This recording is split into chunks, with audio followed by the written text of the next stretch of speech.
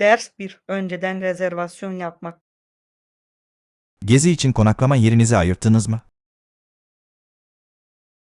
Evet, bunu önceden yaptım. Böylesi her zaman daha güvenlidir. İyi düşünme. Son dakika sorunlarının önlenmesine yardımcı olur. Kesinlikle. Üstelik bana huzur veriyor. Nasıl bir yer seçtin? Sahile yakın şirin, küçük bir otel buldum. Bu rahatlamak için mükemmel geliyor. Odamdan manzaranın tadını çıkarmak için sabırsızlanıyorum. Senin için heyecanlıyım. Bir rüya gibi geliyor. Ders 2. Güncellemeler ve düzenlemeler. Belgeyi geri göndermeye hazır mısınız? Evet, önce birkaç ayarlama yapmam gerekiyor. Bu çok akıllıca. Bunu doğru yapmak önemlidir. Kesinlikle. Her şeyin mükemmel olduğundan emin olmak istiyorum. Güncellenmiş sürümü edindikten sonra inceleyeceğim. Kulağa iyi geliyor. Kısa süre içinde size göndereceğim. Harika. İşbirliği her zaman daha iyi sonuçlara yol açar. Kabul ediyorum. Takım çalışması büyük fark yaratır. Son ürünü görmeyi sabırsızlıkla bekliyorum. Ders 3. Sanat duyguları. Sanatın nasıl derin duygular uyandırabildiğini hiç fark ettiniz mi? Kesinlikle. Sanatın bizi birbirimize bağlı hissettirmenin benzersiz bir yolu var. Evet, anıları canlandırabilir veya yeni duygular yaratabilir. Kabul ediyorum. Tek bir tablo pek çok kişide yankı uyandıran bir hikaye anlatabilir. Renklerin ve şekillerin duygularımızda nasıl bir rol oynadığı büyüleyici. Kesinlikle. Bazı renkler bizi mutlu ederken bazıları da hüzünlendirebilir. İşte sanatın büyüsü. Kelimeler olmadan konuşur. Kesinlikle. Size ilham veren favori bir parçanız var mı? Evet, Van Gogh'un Yıldızlı Gecesi'ni seviyorum. Beni her zaman büyülüyor. Ders 4. Tarihi geliş. Filo'nun nihayet 10 Ocak 1788'de Botayn Körfezi'ne ulaştığını biliyor muydunuz? İlginç. Bu ayın sonunda ne oldu? Orada yerleşim kurmaya başladılar. Gerçekten mi? Bu tarihte önemli bir an olsa gerek. Oldu. Avustralya'da İngiliz kolonizasyonunun başlangıcı oldu.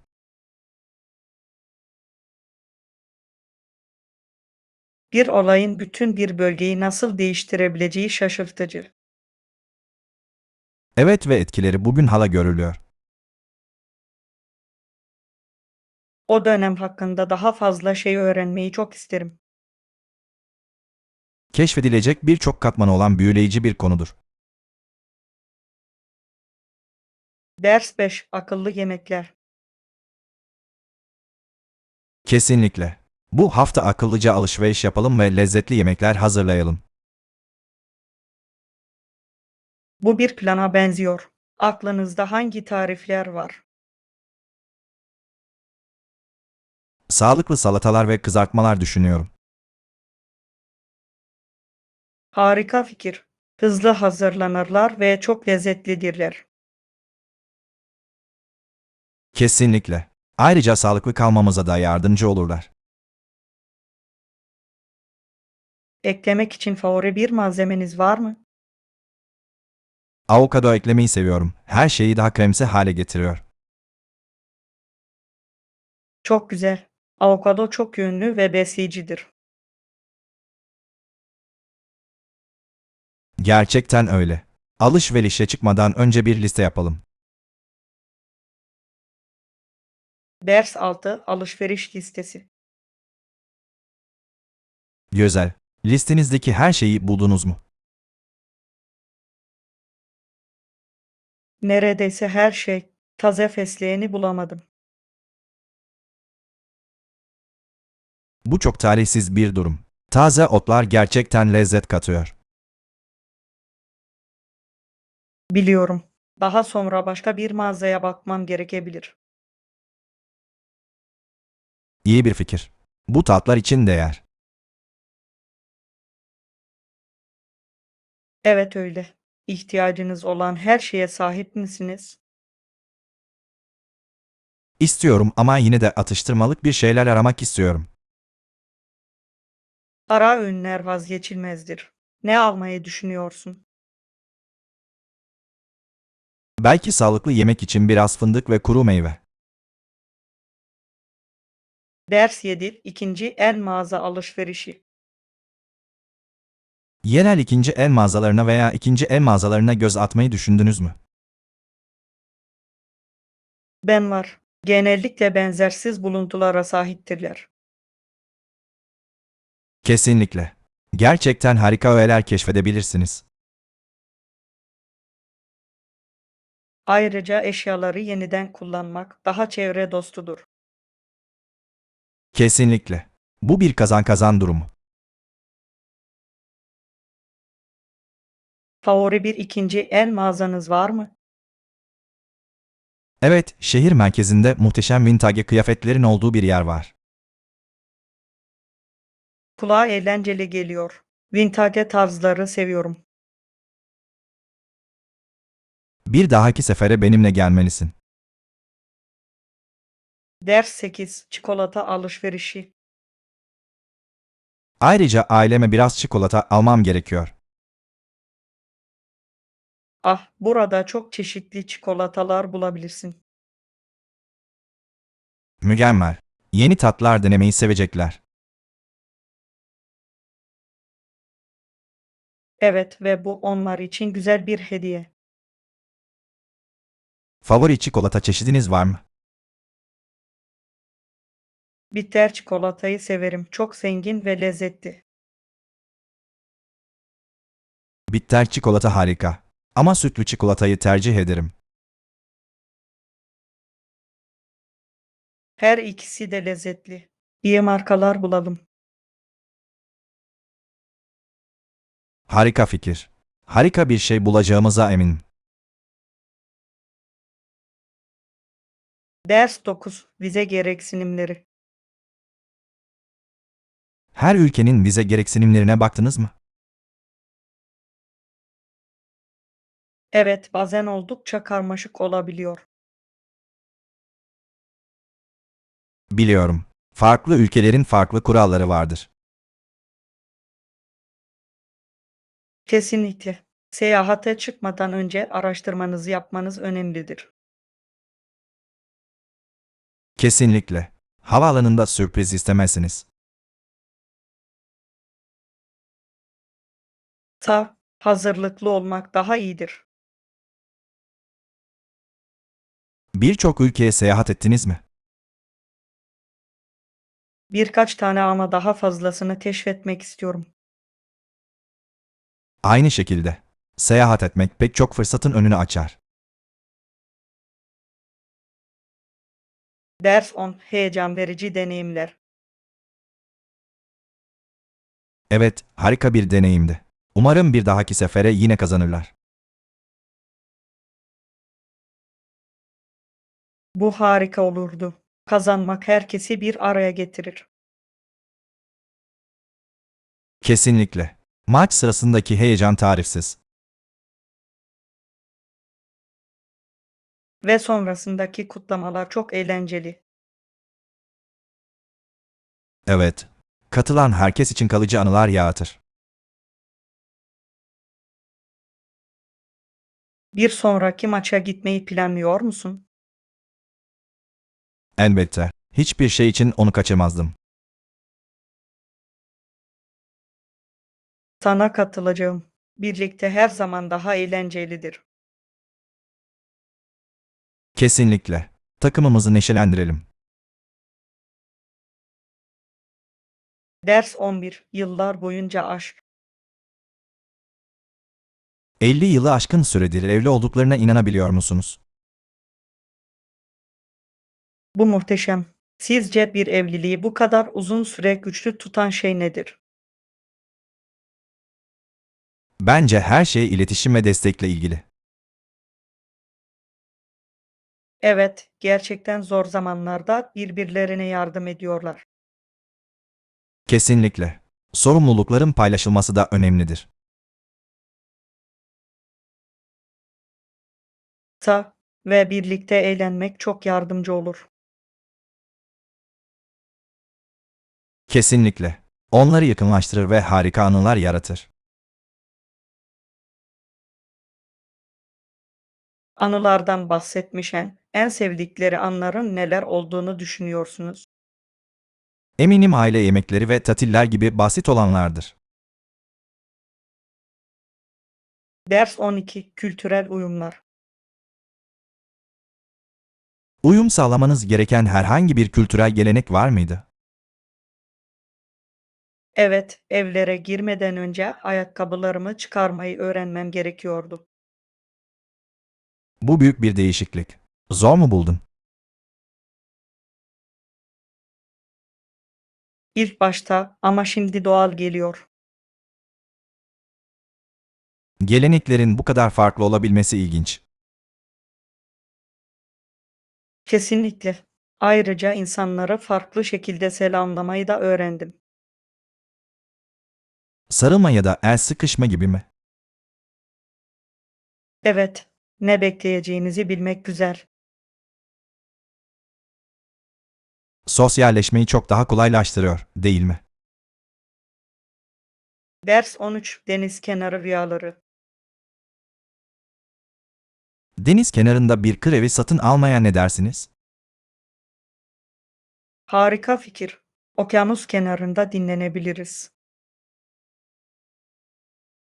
Evet, dalga sesiyle uyandığınızı hayal edin. Bu kulağa barışçıl geliyor. Sahili seviyorum. Ben de. Her sabah yürüyüşe çıkabilirdik. Ve akşamları birlikte gün batımının tadını çıkarın. Mükemmel bir kaçış noktası olacaktır. Kesinlikle. Ayrıca arkadaşlarımızı da davet edebiliriz. Barbekü ve şenlik ateşi yaktığınızı hayal edin. Ders 14. Bir gelecek inşa etmek. Daha iyi bir yaşam için fırsatlar yaratmak önemlidir. Evet, herkes başarılı olma şansını hak eder. Geleceği inşa etmek sıkı çalışma ve özveri gerektirir. Kesinlikle. Bu yolda birbirimize yardımcı olabiliriz. Arkadaşlarınızın ve ailenizin teşviki fark yaratır. Evet, insanlara devam etme gücü verir. Birlikte zorlukların üstesinden gelebiliriz. Her şey topluluk ve destekle ilgili. Kesinlikle. Güçlü bir toplum daha parlak bir geleceğe yol açar. Ders 15. Yeni başlangıçlar. Bradford, Ontario, Kanada'ya taşındılar. Bu büyük bir değişiklik gibi görünüyor. Onlar için durum nasıldı? Sanırım ferah ve konforlu evin tadını çıkardılar. Yeni bir ev, yeni bir başlangıç olabilir, değil mi? Evet, insanlara yeni anılar oluşturma şansı verir. Ve farklı bir kültürü keşfedin. Kesinlikle. Yeni deneyimlere kapı açar. Hareket etmenin yeni fırsatlar getirebileceğini seviyorum. Yeni bir yer keşfetmek heyecan verici olabilir. Ders 16. Modern olanaklar. Ücretsiz Wi-Fi olan bir yerde yaşadığınızı hayal edin. Bu harika olurdu. Ve eğer sitede bir spor salonu varsa daha da iyi. Evet. Özellikle yoğun bir yaşam tarzı söz konusu olduğunda formda kalmak önemlidir. Ayrıca her şey yakında olduğunda zaman tasarrufu sağlar. Kesinlikle. Kolaylık hayatı kolaylaştırır. Ve aynı zamanda sağlıklı bir yaşam tarzını da teşvik ediyor. Doğru. İhtiyacımız olan her şeye sahip olurduk. Mükemmel bir yaşam durumu gibi görünüyor. Gelecek için bunu aklımızda tutalım. Ders 17. Feribotlar ve seyahat. Hiçbir su kütlesinden feribotla geçtiniz mi? Evet, eğlenceli ve heyecan vericiydi. İnsanların kolayca seyahat etmesine gerçekten yardımcı oluyorlar. Kesinlikle. Feribotlar güzel manzaraları görmenin harika bir yoludur. Ve farklı yerleri birbirine bağlıyorlar. Evet, mini bir macera gibi. Keşif için nasıl izin verdiklerini seviyorum. Kesinlikle. Seyahat etmeyi daha unutulmaz kılıyor. Yakında feribotla bir gezi planlamalıyız. Ders 18. Sanatsal ifadeler. Sizinle sanat eserleri hakkında tartışmayı sabırsızlıkla bekliyorum. Ben de. Sanatın pek çok anlamı var. Her parça benzersiz bir hikaye anlatıyor değil mi? Evet, sanatçının duygu ve düşüncelerini yansıtıyor. Sanatın insanları nasıl birbirine bağlayabileceğini seviyorum. Kesinlikle. Duyguları ve fikirleri ortaya çıkarır. Ve diğerlerinde yaratıcılığa ilham verir. İşte sanatın güzelliği. Hiçbir sınırı yoktur. Birlikte daha fazla sanatı keşfedelim. Ders 19. Barışa giden yollar. Savaştan sonra her iki taraf da kazanamadı. Evet, maliyetler artmaya devam etti. Böylece barışın gerekli olduğuna karar verdiler. Ortak zemin bulmak önemli. Kesinlikle. Barış iyileşmeye ve yeniden yapılanmaya yol açar. Evet ve işbirliğine olanak tanıyor. Ülkeler çatışma sonrasında birlikte güçlenebilirler. İlgili herkesin çabasını gerektirir. Ama daha iyi bir gelecek için buna değer. Ders 20. Önümüzdeki fırsatlar. Başka bir şehirde harika bir fırsat gibi görünüyor. Evet, keşfetmek için sabırsızlanıyorum. Kariyerinizde önemli bir adım olabilir. Kesinlikle. Olasılıklar konusunda heyecanlıyım. Önemli toplantılar harika bağlantılara yol açabilir. Evet, ağ oluşturma büyüme için hayati öneme sahiptir. Orada harika şeyler yapacağınıza inanıyorum. Teşekkür ederim. Umarım bundan en iyi şekilde faydalanırım. Yol boyunca yolculuğun tadını çıkarmayı unutmayın. Ders 21. Sabah planları. Yarın sabah 9'a ne dersin? Kulağa mükemmel geliyor. Bu senin için uygun mu? Evet, hazır olacağım. Neyi tartışmalıyız? Bence proje detaylarının üzerinden geçmeliyiz. Harika fikir. İyi hazırlanmak önemli. Kesinlikle. İhtiyacımız olan her şey sende var mı? Evet, notlarımı ve sunumumu getireceğim. Fantastik. Bunu sabırsızlıkla bekliyorum. Ben de. Yarın 9'da görüşürüz. Ders 22 Mesleki gelişim. Bu çok etkileyici. Profesyonel olarak nasıl büyüyeceğiniz konusunda herhangi bir ipucu var mı? Evet, ağ oluşturma kariyer gelişimi için gerçekten önemlidir. Kabul ediyorum. Yeni insanlarla tanışmak fırsatların kapısını açar. Sürekli öğrenme aynı zamanda becerilerin geliştirilmesine de yardımcı olur. Kesinlikle. Çevrim içi kurslar çok faydalı olabilir. Geri bildirim almanın da faydalı olduğunu gördüm. Harika bir nokta. Güçlü ve zayıf yönlerimizi anlamamıza yardımcı olur.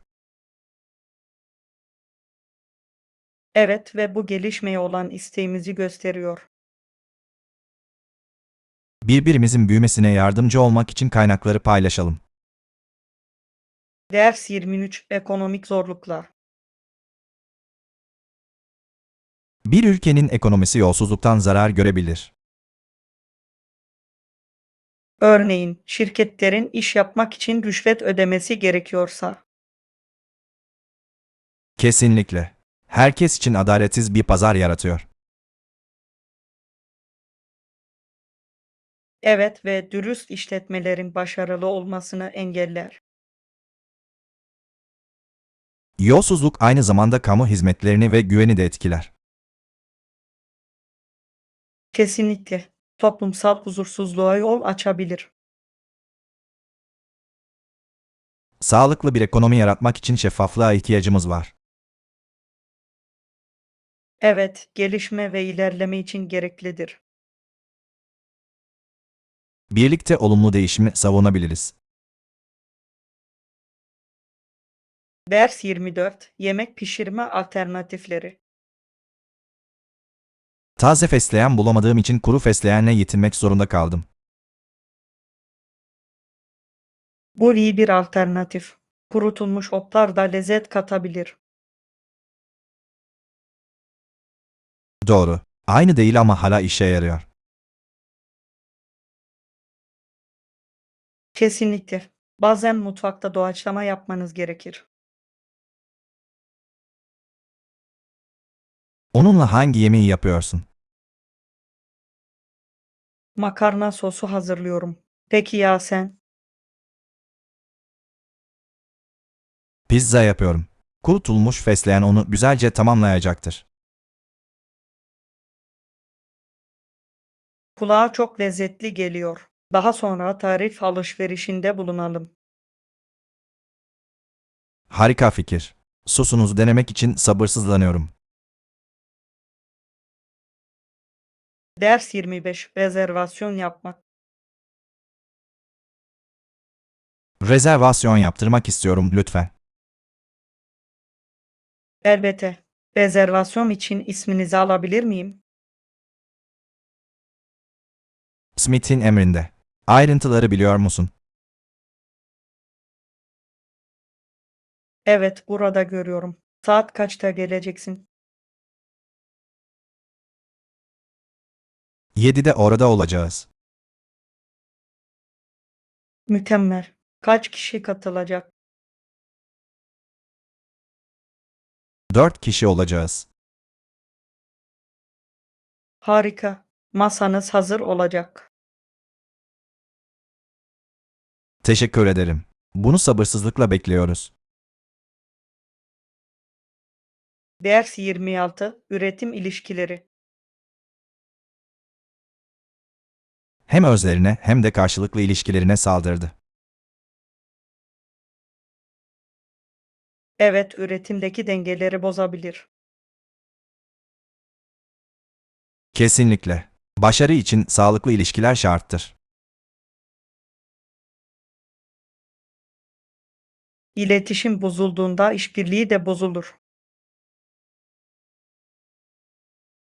Kesinlikle. Açık diyaloğu sürdürmek önemlidir. Ve bu süreçte herkesin değerli hissetmesini sağlayın.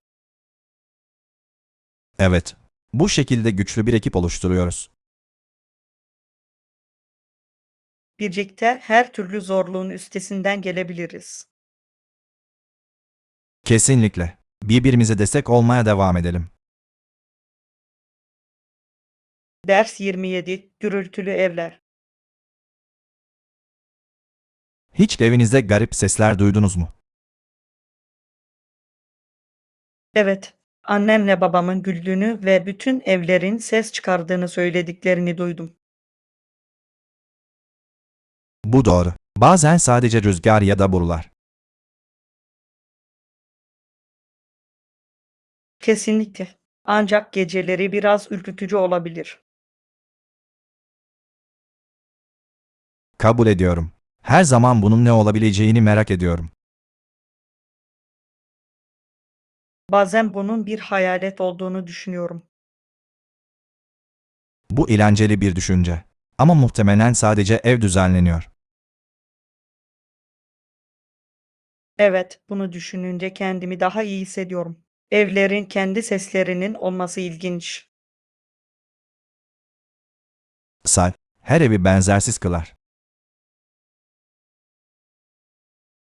Ders 28 Alışveriş seçenekleri.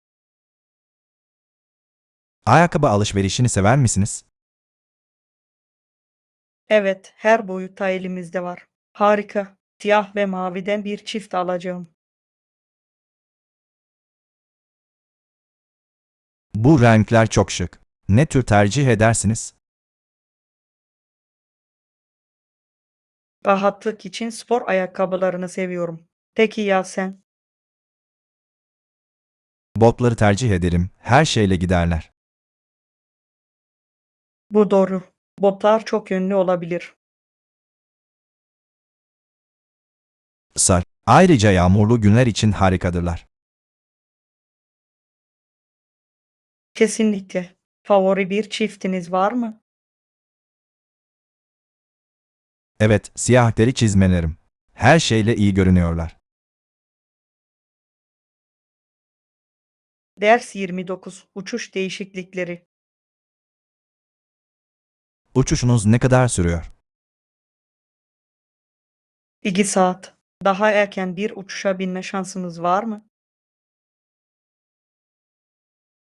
Bazen küçük bir ücret karşılığında değişiklik yapılmasına izin veriyorlar. Bu harika olurdu. Daha erken gelmeyi çok isterim. Varış noktasında fazladan zaman geçirmek her zaman güzeldir. Kesinlikle. Sık sık seyahat eder misiniz? Evet, fırsat buldukça seyahat etmeye çalışıyorum. Bu harika. Yeni yerler keşfetmeyi seviyorum. Aynı şekilde. Seyahat etmek yapmayı en çok sevdiğim şeylerden biri. Ders 30 Küçük metinleri okumak. Okumaktan hoşlanıyor musunuz? Evet, ancak okunabilecek kadar küçük bir kitap bulamazsınız. Bu doğru. Bazen küçük yazı tipleriyle uğraşıyorum. Başka bir şey bulamazsam genellikle ilaç şişesinin arkasını okurum. Bu, zaman geçirmenin yaratıcı bir yolu. Önemli olan elinden gelenin en iyisini yapmak değil mi? Kesinlikle. Her küçük parça önemlidir. Sanırım bu küçük metinler için bir büyüteç almalıyım. Bu kesinlikle yardımcı olacaktır. Ders 31 Kış eğlencesi. Kışın ne yapmaktan hoşlanırsınız? Kız kardeşim ve ben kardan melekler yapıyoruz. Kulağa eğlenceli geliyor. Ben de bunu yapmayı seviyorum. Ayrıca birbirimize kar topu atıyoruz. Klasik kış eğlencesi. Kardan adam mı yapıyorsun? Evet, yapıyoruz. Bu her zaman bir rekabettir. Bu heyecan verici geliyor. Kim daha sık kazanır? Bence oldukça eşit. İkimizin de yetenekleri var. Bu harika. Kış, eğlenceli aktiviteler için en iyi zamandır. Ders 32 Grup anıları. Gruptan tanıdığım bazı kişilerin hala ortalıkta olması çok komik. Gerçekten mi? Onlarla hala iletişim halinde misiniz? Bazen eski hikayeleri paylaşıyoruz ve güzel günlere gülüyoruz. Kulağa çok nostaljik geliyor. O günlere dair en çok neyi özlüyorsunuz? Canlı performansların enerjisi. Elektrikliydi. Hayal edebiliyorum. Hiç favori bir mekanınız oldu mu? Evet, küçük kulüplerin özel bir havası vardı. Herkes birbirine bağlı olduğunu hissetti. Bu harika. Samimi gösterileri seviyorum. Çok kişisel hissediyorlar.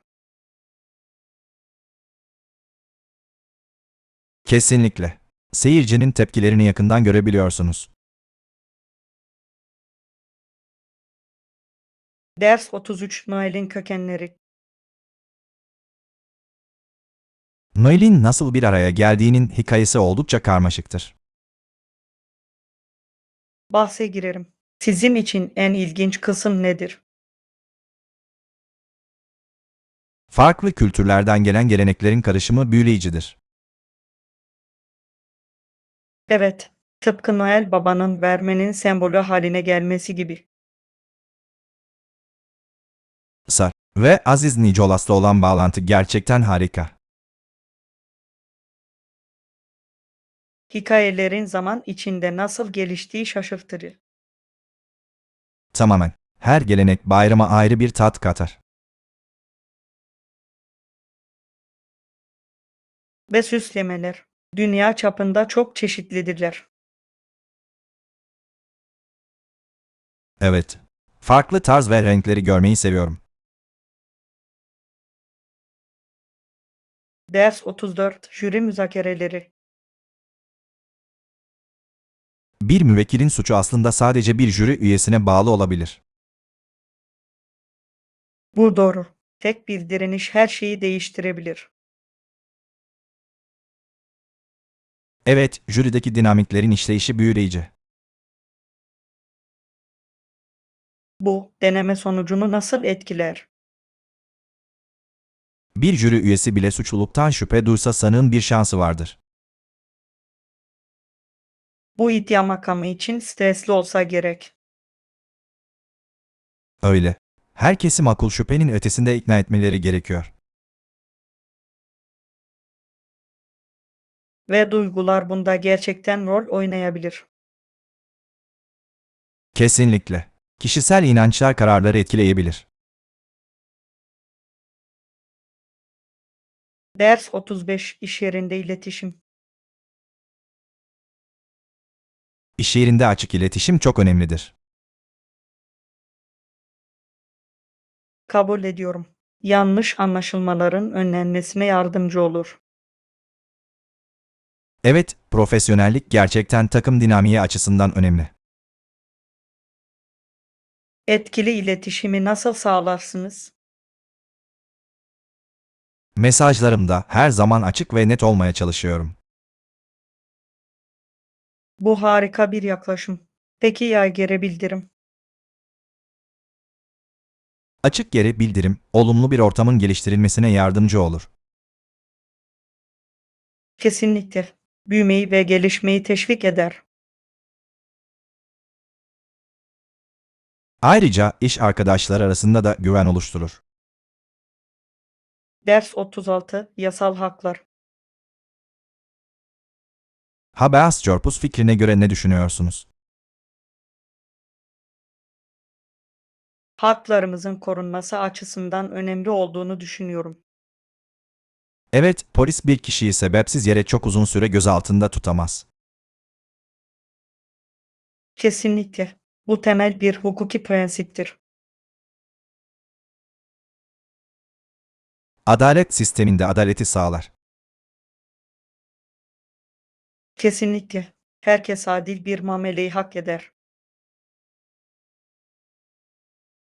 Kabul ediyorum. Bu hakları anlamak önemlidir. Evet, bilgi sahibi olmamıza ve güçlenmemize yardımcı olur. Bilgi güçtür. Ders 37 Havaalanıyla karşılaşmak. Merhaba, havaalanında birini mi bekliyorsunuz? Hayır, aslında bugün seyahat ediyorum. Yardım edebilir misin? Elbette. Hangi konuda yardıma ihtiyacınız var? Kapımı bulmaya çalışıyorum. Haritada aramana yardımcı olabilirim. Bu harika olurdu. Teşekkür ederim. Sorun değil. Havaalanları kafa karıştırıcı olabilir. Evet, gerçekten olabilirler. Hadi birlikte bulalım. Ders 38 Alışveriş ipuçları. Bu sefer rahat kıyafetler arıyorum. Bu durumda denimi denemelisiniz. Denim her zaman iyi bir seçimdir. Evet, çok yönlü ve rahattır. Hangi stili önerirsiniz? Belki biraz kot pantolon ve güzel bir gömlek. Dışarıda sıradan bir gün geçirmek için mükemmel görünüyor. Üstelik onu yukarı veya aşağı giydirebilirsiniz. Kesinlikle. Bunu kesinlikle kontrol edeceğim. Ders 39 Hava durumu kontrolü. Dışarı çıkmadan önce kontrol etmemiz gereken başka bir şey var mı? Evet, mutlaka hava durumunu kontrol etmeliyiz. Umarım dışarısı güzeldir. Günün tadını çıkarmak istiyorum. Ben de. Güneşli bir gün mükemmel olurdu. Ya yağmur yağsa? O zaman muhtemelen bir şemsiye getirmeliyiz. Bu doğru. Üzgün olmaktansa güvende olmak daha iyidir. Kesinlikle. Şimdi tahminleri kontrol edeyim. Harika fikir. Havanın nasıl olacağını görmek için sabırsızlanıyorum. Ders 40 Eğlenceli fitness. Spor yaparak kardiyovasküler kondisyon kazanmayı seviyorum. Bu harika. Hangi sporlardan hoşlanırsınız? Tenisi ve futbolu gerçekten seviyorum. Bunlar çok eğlenceli. Dans etmek de harika bir egzersizdir. Evet, güçlü bir şekilde dans etmek formda kalmanın harika bir yoludur. Herhangi bir dans dersini denediniz mi? Henüz değil ama yakın zamanda katılmayı düşünüyorum. Bu heyecan verici geliyor. Çok eğlenceli olabilir. Kesinlikle. Üstelik yeni insanlarla tanışmanın harika bir yolu.